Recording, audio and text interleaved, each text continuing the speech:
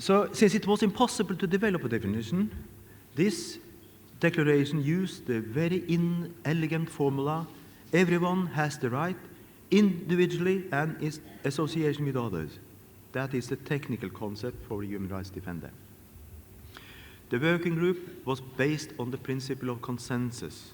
And this platform has its advantages, but also disadvantages. And most of all, the text which emerges from such an exercise will be a compromise text, which is softer than many had hoped or expected.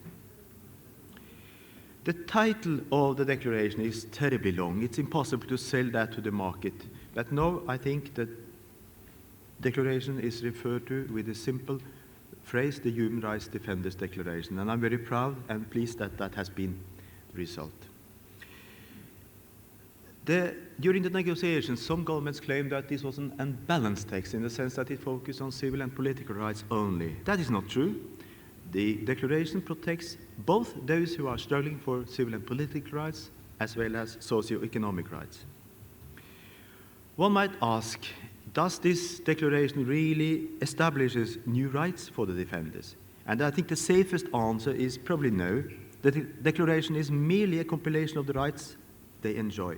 But that might be a too defensive answer. Maybe the fact that they are compiled together give the rights of defenders a higher prominence in international relations. From the outset, some governments accepted the right to defend one's own right, but were more skeptical to recognize the right to defend the rights of others. They obviously feared organized political opposition, public meetings and demonstrations. But this aspect has been quite clear in the declaration. It is also protecting the right to act in association with others. A very complicated and sensitive issue, and it still is a sensitive issue, is when a regime which has committed serious human rights atrocities has been removed, then the question arises, the problem of impunity. And there were clear and strong voices in the working group, from governments and NGOs, calling for an explicit prohibition of the right to grant impunity under these circumstances. On the other hand, we also heard testimonies, for instance, from the government of South Africa, that impunity had been the best way in a given situation to close the door to the past. I realized that it would be impossible to pursue this question any further, and the declaration does not regulate the very important issue of impunity. Article 9 in the declaration contains an important provision which protects the right to attend public hearings and trials, with certain restrictions, but the principle has been made clear. It soon became obvious that the working group would not be able to draw the line between legitimate use of violence in struggle for freedom from tyranny on the one hand and terrorism on the other.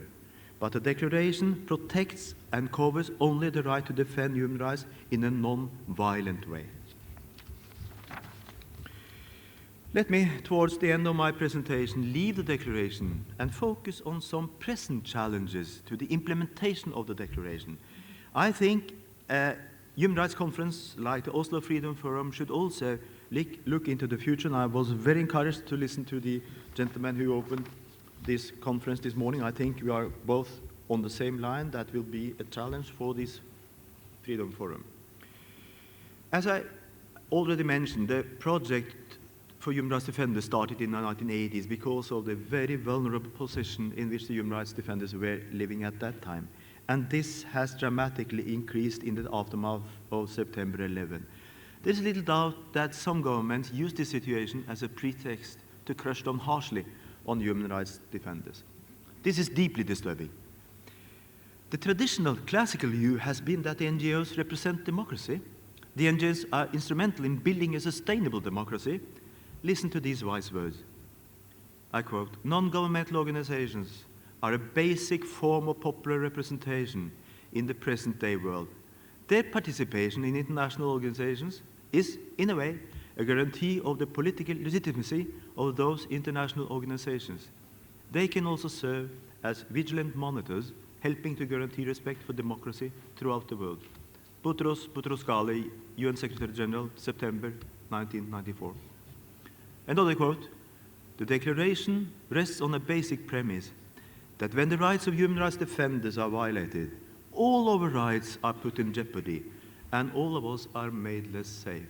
The UN Secretary General Kofi Annan, September 1998.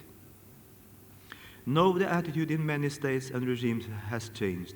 The human rights defenders are trespassing on democracy or the rule of law. And that's why the human rights defenders need to be defended by a conference like this Oslo Freedom Forum.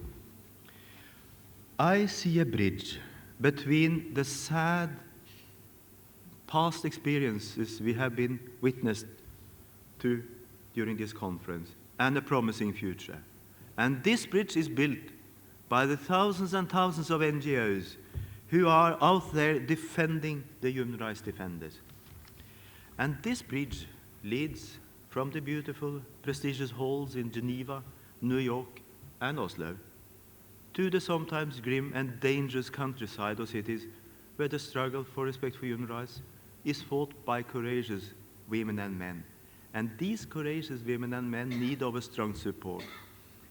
This Oslo Freedom Forum, or a possible next Oslo Freedom Forum, must make this bridge even more strong and even more solid. I thank you for your attention.